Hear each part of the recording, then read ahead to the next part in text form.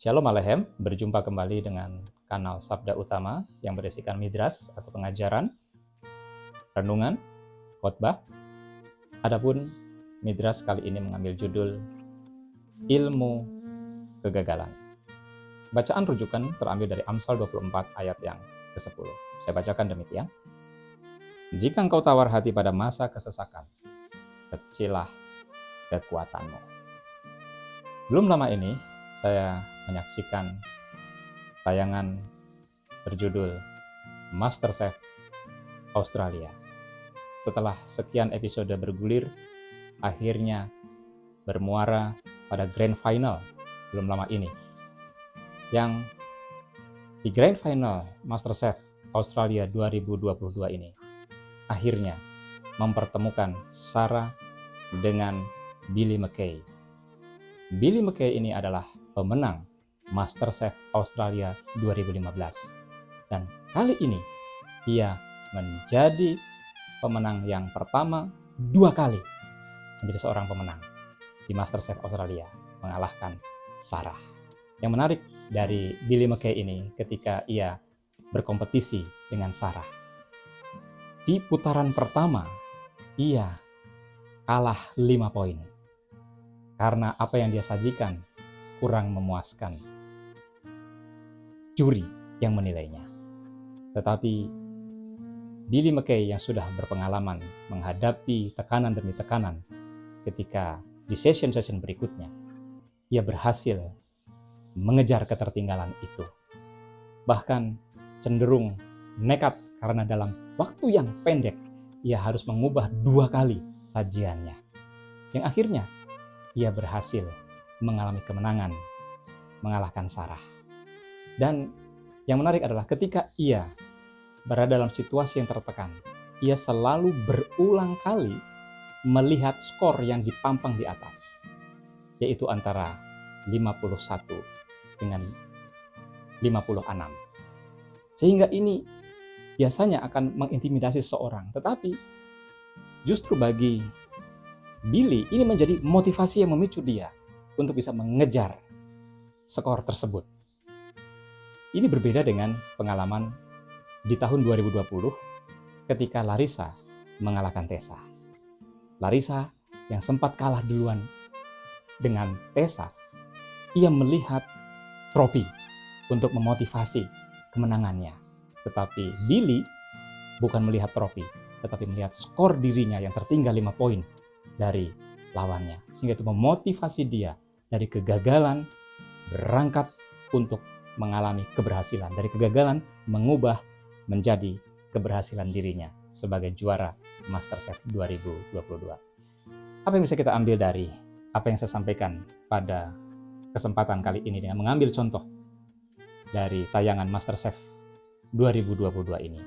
Bahwasanya setiap kita bisa dan berpotensi untuk mengalami kesalahan, kegagalan.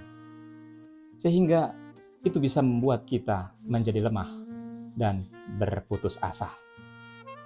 Jika seseorang hanya melihat kegagalan, meratapinya, dan terus-menerus menyalahkan diri sendiri terhadap kegagalan, dan tidak mau menggeser sudut pandangnya untuk menemukan mengapa saya gagal, dan bagaimana saya bisa mengatasi kegagalan untuk memperoleh keberhasilan, maka orang tersebut akan mengalami kekalahan, kekecewaan, kehancuran, putus asa, dan depresi.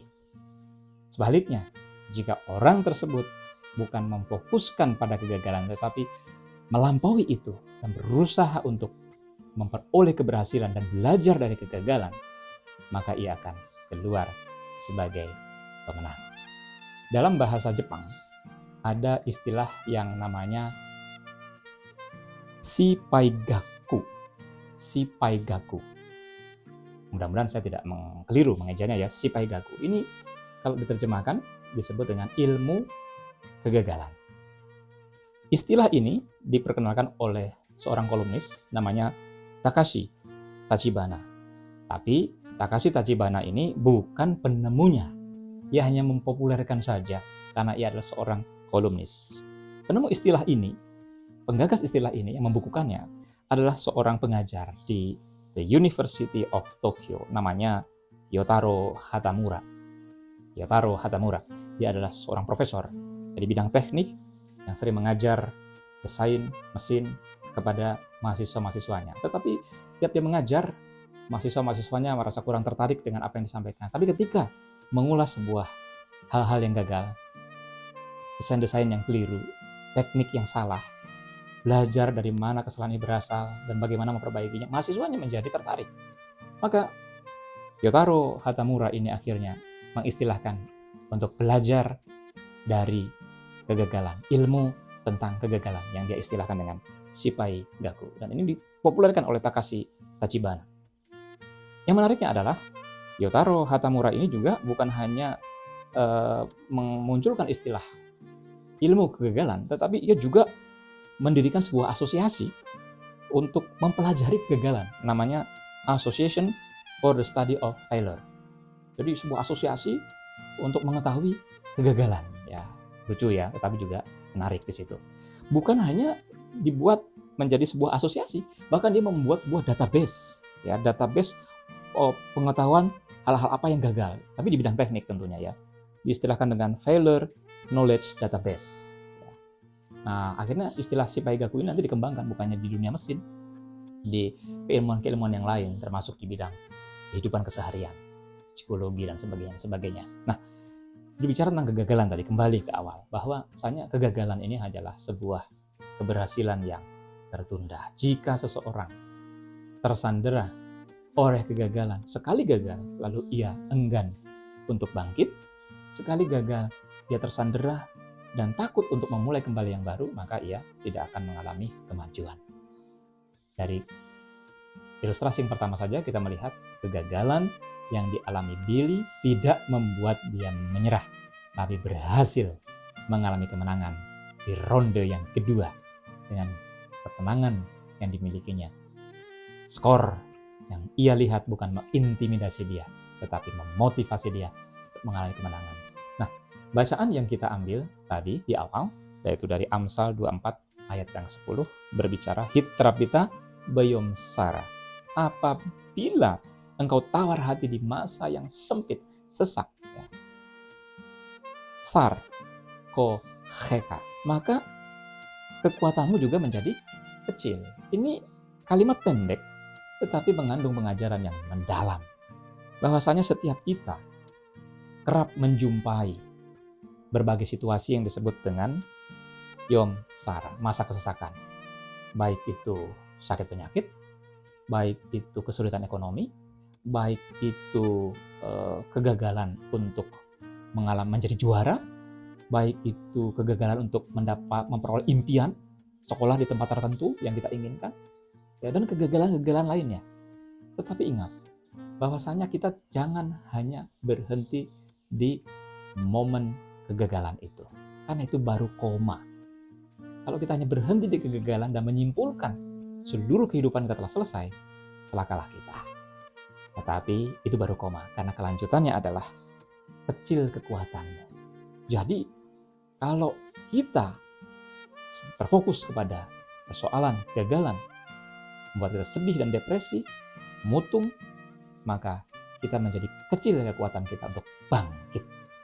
Oleh karena itu, kita membutuhkan keyakinan diri yang kokoh di dalam Tuhan ketika kita menghadapi persoalan, ketika kita menghadapi pencobaan, ketika kita menghadapi kesulitan.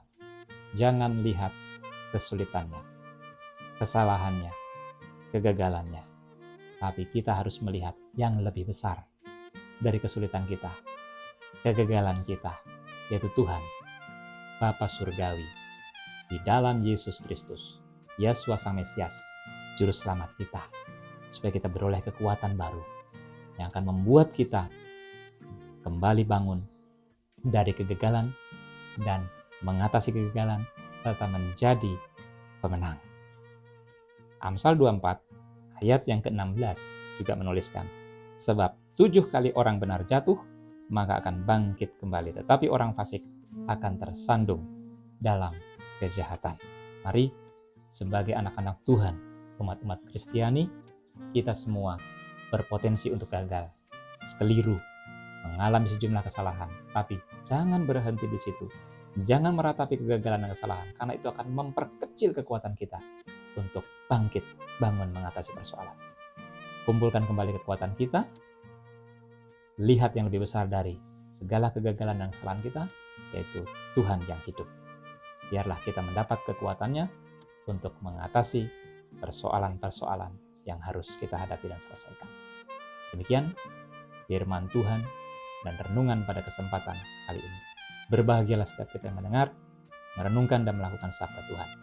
Bapa di surga, Yahweh semesta alam, di dalam Yesus Kristus, Yesus Sang Mesias, Juru Selamat kita, junjungan agung kita yang ilahi, memberkati. Haleluya.